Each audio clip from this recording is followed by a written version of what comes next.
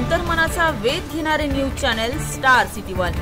राज्यातील आणि देशातील राजकीय घडामोडी पाहण्यासाठी आणि इतरही बातम्या पाहण्यासाठी सबस्क्राइब करा स्टार सिटी वन।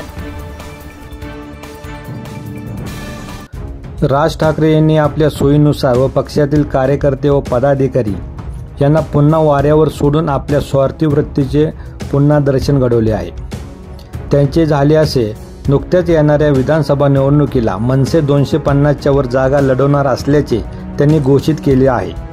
यामुळे त्यांच्यावर राहिलेली उरली सुरली मतदारांची विश्वासार्हता देखील आता मातीत मिसळली आहे। त्यांचा महायुतीपासून वेगळे होऊन निवडणूक लढवण्याचा निर्णय हा भाजपच्या सोयीमुळे निवडला असल्याचे राज्यातील सर्वच मतदारांना आता कळून चुकले असून त्यांनी पुन्हा एकदा वर्षोनवर्ष त्यांना साथ देणाऱ्या अनेक कार्यकर्ते पदाधिकारी यांचा विश्वासाचा आणि त्यांच्या स्वप्नाचा देखील चुराडा केला असल्याचे अनेक मनसे कार्यकर्ते बोलून दाखवत आहे। कारण राज ठाकरे यांची 2009 वेळीची भूमिका वेगळी होती। त्यानंतर 2014 वेळीच्या निवडणुकीदरम्यान राष्ट्रवादी, शिवसेना व काँग्रेस यांच्या कार्यक्षमतेवर टीकेची झोड उठवत प्रचाराची रान पेटवलेले होते। त्यानंतर 2019 वेळी आपल्या पक्षाचा एकही उमेदवार उभा न करता महाविकास आघाडीला साथ देत भाजपा व शिवसेनेबरोबर विरोधी भूमिका घेत प्रचार केला होता। तर त्यांच्या 2024च्या लोकसभा निवडणुकीत मनसेने पुन्हा आपल्या पक्षाचा एकही उमेदवार उभा न करता भाजपा, शिंदे व अजित पवार यांच्या पक्षाला साथ देत महाविकास आघाडीच्या विरोधात काम केले।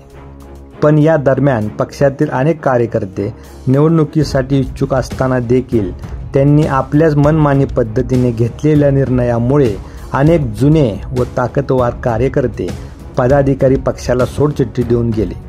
यामध्ये वसंत मोरेंचे देखील उदाहरण सांगता येईल। पण आता राज ठाकरे यांनी वेगळी निवडणूक न लढवता भाजपासोबत राहून निदान 25 जागेची मागणी करून त्या जागा लढवल्या असत्या तर 2009ला ज्या मनसेच्या 13 जागा आल्या होत्या त्यापेक्षाही जास्त जागा आता त्यांना जिंकता आल्या असत्या। पण ठाकरे यांनी पक्षाचा किंवा पक्षातील कार्यकर्त्यांचा विचार न करता भाजपा नेत्यांच्या बोटावर नाचण्याचा कार्यक्रम सुरू केला असल्याची चर्चा खासगी बैठकीत त्यांच्याच कार्यकर्त्यांमधून सुरू असून असे असले तरी ज्या पद्धतीने वंचित बहुजन आघाडीचा या निवडणुकीत मतदारांनी बुरखा फाडला त्याच पद्धतीने मनसेची देखील अवस्था येणाऱ्या निवडणुकीत होणार असल्याने अनेक कार्यकर्ते हे या पक्षाला सोडचिठ्ठी देऊन ठाकरे गटाच्या शिवसेनेत प्रवेश करण्याच्या तयारीत आहेत।